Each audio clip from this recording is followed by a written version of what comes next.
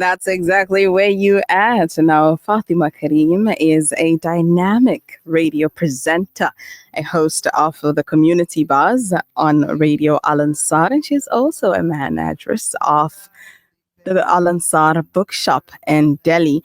Fatima has a passion for community upliftment and a deep appreciation for knowledge and service, and she balances the vibrant world of broadcasting with the rewarding challenges of managing a thriving community hub known for creativity, warmth, and of course, people first approach. Fatimah Karim continues to inspire both on air and in the workplace. Talking about the principles of management through her journey, I'm joined by Fatimah Karim. Drum roll, please. Assalamu alaikum, Fatimah. How are you? Walaikum salam. It's actually a pleasure being on your show. It's the first time that someone had actually showcased me with regards to my, my background and stuff leading to this management of the Alansaar shop and Delhi. You know how I got to notice that Fatima is a gem here and she's hiding herself? I have this habit of just, I don't want to say studying, but okay, studying. We know that you is do the that. right studying the people that I communicate with, right? And I pick up traits, I pick up things. And one thing that I pick up from Fatima is efficiency. She is fast. Okay, she moves with speed. And that is one skill that is highly admired in the corporate world. So that is a sign that this person has been in a professional space. Okay.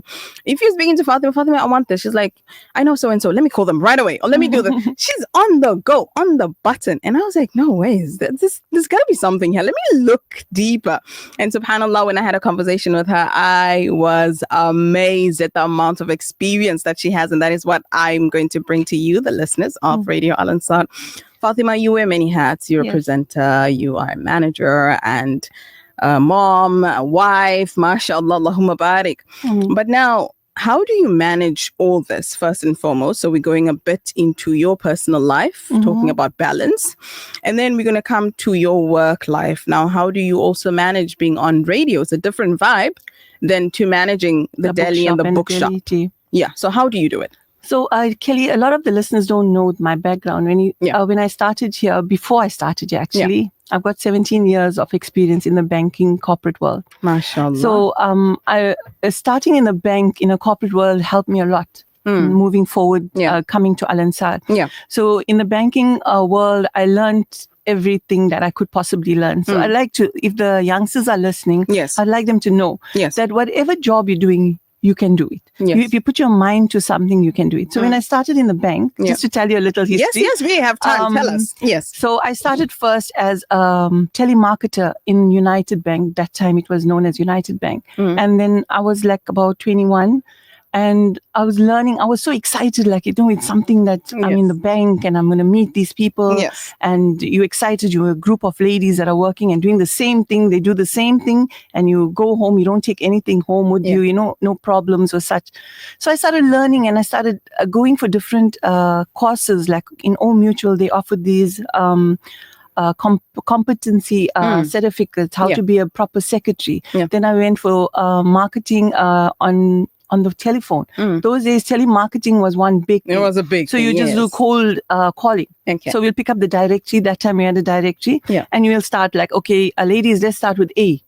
All the people in A we used to phone. So alhamdulillah, when I started, I learned the skill and the art of selling a product over the phone. And that for me was huge. So at the age of 21 in the United Bank, they made me the head of the telemarketers. Wow. And I had all these ladies under me. So it was absolutely exciting. So coming back to my journey, and then from telemarketing, I went into, then I found a job at one of the medical centers. Okay. So I used to keep a job in, Alansaar, in the bank for half a day. So it was from 8 to 12. And then from 1 to 5, I was in a medical center. So I was like, I said, hey, I can learn both these things. So at the hospital, the medical center, I learned about different procedures that patients went through. And then in the bank, I was learning how to manage people's finances. So I was learning how to structure, like say, if I called you, Kelly, I'll phone the client and I'll say like, we've got this insurance, that insurance, we're covering you for this bond, that bond. Yeah. And then we find what you need. Like say, okay, you know what, Kelly, you don't have enough for your retirement. So I used to do like an entire portfolio breakdown for the client. Oh, now before you're they a reach financial advisor everything. and a planner So at I the was same learning, time. yes. Wow. And then from there, then I was going to say the bank name, but United then offered me a permanent position where I went into telling. Okay. Now in telling, for me too, I think I was suffering with ADHD because for me it was You're like not alone. I can't be slow. Yeah. I need to be fast. So I ended up being one of the best tellers in that branch, and I did 393 clients in one day. Wow. So then from there, I said, you know what, I went to the manager and I said, you know what, I need to learn another department. Yeah. So when it's quiet in the bank, I used to go to the inquiry department. And now inquiry is totally different from telling. Yeah. Because there you are learning to do queries. Yeah, you customer issuing service now. cards. Yes. So then our manager used to hone me in, and she used to say, if you're interested in that, we'll send you for the courses for that. Oh, I love that. There was room for growth. Yes. So they encourage you to grow in that way. Yeah. And then you're always looking for some way to grow. So I learned the entire inquiries that I could do telling and I could do inquiries at this stage. Wow. Then from there, they took me, I was more interested in the Forex, so foreign exchange. So, dollars coming in and I wanted to see how it works. Yes. So in the quiet time after I was done with the inquiries, I went to foreign exchange, learned how to do that. Okay, so do you trade or do you just do currency exchange? Currency exchange. Oh, okay. But it was exciting for me. So it's something new. And then I got bored a bit of that. Then I went into ATMs. So at that time, ATMs was a huge thing. People putting money in their banks. We had to go open the ATMs in the back, fill the containers, retrieve envelopes with money that need to be deposited, process them. It was a whole load of, work. Then after that, I went into treasury. Fatima, what have you not done this? I'm just trying to explain to you. Wow. So they gave you that opportunity. I love this. So our managers used to give us that opportunity. Yeah. And then that's what I'm coming back to your question. Like, how do I manage all, balancing radio and balancing the shop and the deli? It boils down from what I learned in the beginning. Yeah. So we were multi-talented at this point. So we were the first batch of workers in this bank that was chosen to multitask. And at the end of it, I could do any position in the bank besides the managers, but with the entire... I'm sure you could have also did that, yes. But alhamdulillah, it was a very good learning experience. Yeah. And my advice to youngsters is if you go into a department or even a corporate world, there's no such thing as, I'm only going to stick to this and I'm going to do this and I'm going to go. There's always room for improvement. There's always room for something to learn. So the most important thing in what I'm doing right now is time management. And in the bank, they teach you time management. Yeah. Time management is one of the most important things in the bank. When we used to be there, you must have a diary. Yes, now everything's on the computer. We know we're moving forward. Yes, but a diary, yes, that's like a reminder for you. And we used to work with diaries all the time. Yeah. Everything is written on a diary. If I have an appointment, yes, it's written there. And you tick. Now they got separate things. You got checklists. You got a to-do list and stuff. Yeah. So answering the first question that you asked me, how do I balance all this? It's time management. I love the fact that you just told us your ability to fit into anything because you have a mind of growth. You have a mind growth set that allows you to prosper. You don't restrict yourself, and I highly, highly admire that. Now, you spoke a bit about time management and how this helps you to navigate through all these different departments. But I want to go into the meat. The bone, rather, because we're into the meat now. And this is about the lessons in management. What can you tell us about how your previous journey shaped you? It made you to be multi-talented, you focus, you are able to be determined, you're resilient, you got all that. How does that shape you as a manager? As a human being, as a manager also. So the managers that I worked with in the bank, they were very strong women. I actually had women as managers in the bank. So they were very strong women, and they taught me, like, you know what, you have to I wasn't the most confident person, I should tell you. Oh, wow. But I was always, my ability to learn something gave me the confidence to move forward. 100%. So even of here to in Alansaar, I wasn't like, oh, I'm the manager of the bookshop. Oh, I'm doing a show. It's me learning all the time. Even when I'm doing community buzz, I'm learning all the time. And you can ask Pooh when he's here. Ask Pooh, you know what, can I do this? I'm still a nervous wreck when I do my show. So I'm learning all the time. The day that I'm not nervous, that's the day I should be worried. Because when you are not nervous, that means, oh, you are accepting, oh, I'm too good for the job. No room for learning. Yes. So even same goes with the bookshop and the deli. The deli was something very new for me. I was only a cook at home. Okay. So when I came here, I said, oh, this is a challenge. So I trained the staff. As you know, Silani is now, she cooks like, I don't want to say like me, but she cooks very well. I've trained her in curries and everything like that. So coming back to learning from my previous job, I've learned that time management is important. Also a very strong personality. I'm a very soft person. I can empathize with my staff and, see their side of it before I even give them instructions. And I'm always there with them. So I support them. You know that very well. 100%. Like if someone had to approach any of the staff, my staff in the bookshop, I'm very protective in the sense that they are very dedicated workers. I see how they work. You've seen how hard they work. And then I protect them. So it's all about also communication. So you come time management and you got communication, which is a very strong communication. You can have communication that is weak, where your point is not going across. So you got strong communication and you must make it clear as to what you want from your staff. So that's very important. And leadership, of course. 100%. Now, many people think that being a manager is only about giving out instructions, and you spoke about you having to care for your staff because you've seen the value that they put into the work, they're dedicated and you always have their back. And it's also about clarity when speaking to them. So this also shows us that it's not just about instructions, but what more do you have to say to that in your opinion? So Kelly, when I walked in, I told you, you know what, I want to get this point across where it says, lead by example. 100%. 100%. And you said it's a very difficult thing to do. Yes. It is very difficult. But I say it again, when you've got staff that you support and that you encourage to improve in life, it's not very difficult. And when you're doing, like, say there's a difficult task, I'll just take an example that we use in Delhi. Like we got 120 burgers. I'm giving the instructions. I've given them what to do. I assist them to get everything. But when it comes to the actual job, I'm there with them. I'm not someone who's just going to delegate and now leave you and see. You're a team player as well. Yes. You cannot spell team without. You can know how this saying goes. Team is not spelled with an I or with an I in it. It's like we have to start something to finish it together. Oh, that's how I go, right? Okay. So that's how I do it with the staff, and you can even ask Salan. I'll never leave see you myself involved with the work. Management is not just about giving instructions; it's about inspiring and empowering the team. Also, effective management involves setting clear goals, providing feedback, and also a positive work environment, which I always am doing that. Yes, 100%. And also it's about understanding, this is very important, understanding the weaknesses and the strength of our staff. So you know who to give which task to. It's very important. And in time, you obviously learn about your staff that you manage. So you know this person, okay, she does the ordering better, let me give it to her. In this one, maybe in the deli, I'm saying, like she cuts the vegetables better, let us give it to her. Salan, maybe she sets the trays, or she cooks the burgers better, let her do it. So we got this thing, and it moves faster.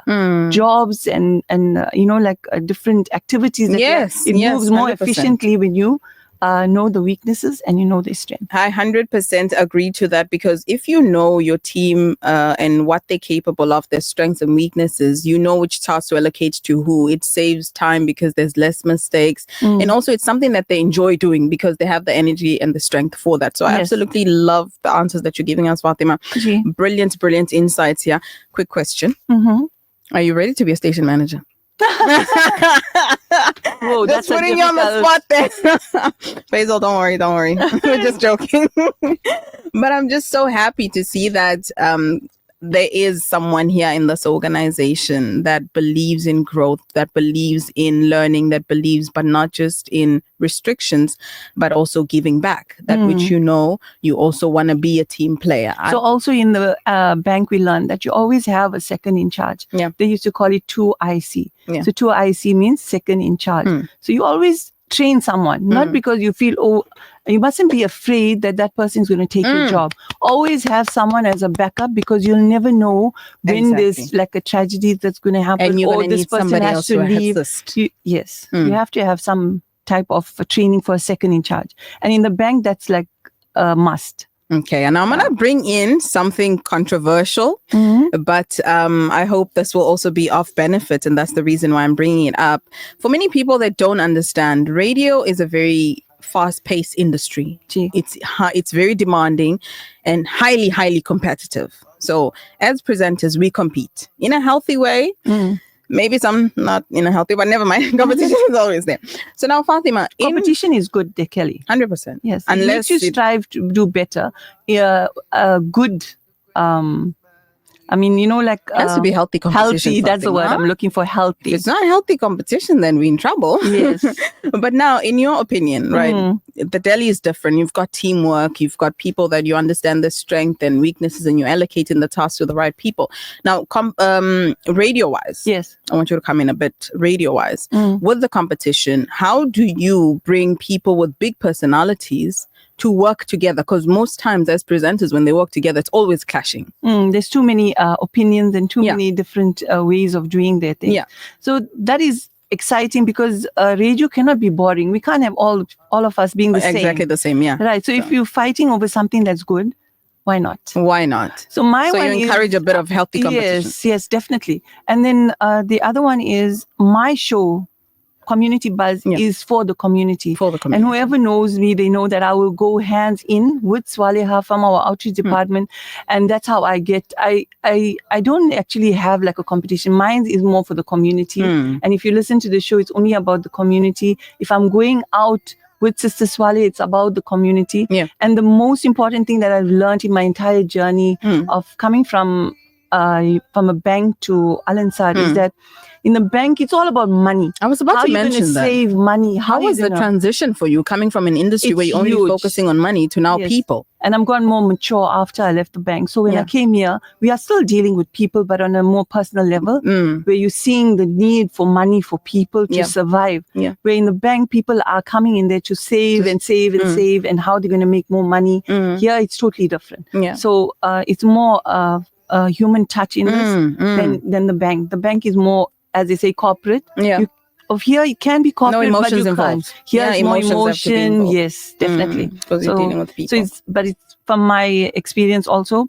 I love Alansaar. I love what we do for the community. The community the loves radio, you too, Fatima. I see messages here saying they love you, Fatima. For real. No, Jazakallah.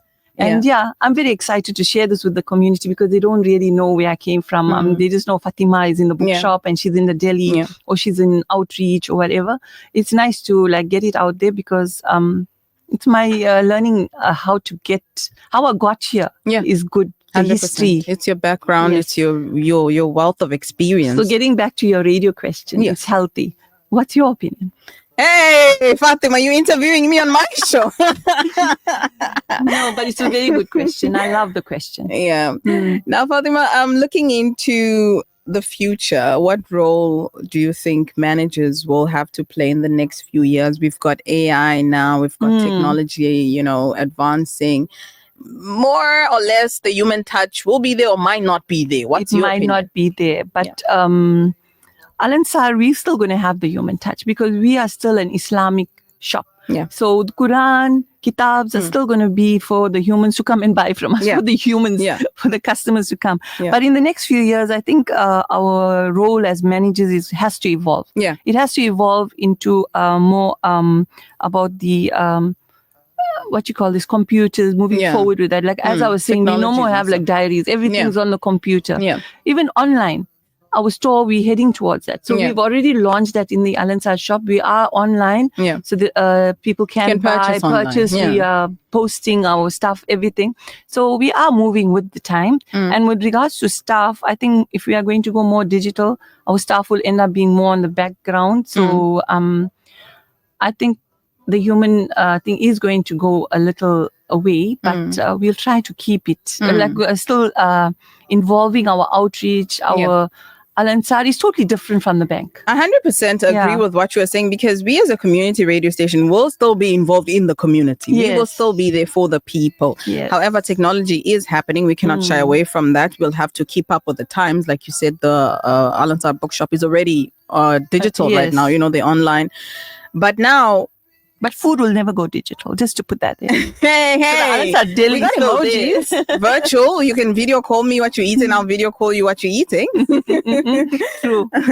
All right. So the other thing that I wanted to ask you, which is the most important thing right now, this show has been dedicated to young people, and we try our best to remind young people about growth, about skills that are important, you know, and that includes giving advice. Okay, so we look for experts like you, Fatima, and we ask them for their advice because you have the experience, you've been in the corporate world, you understand this firsthand.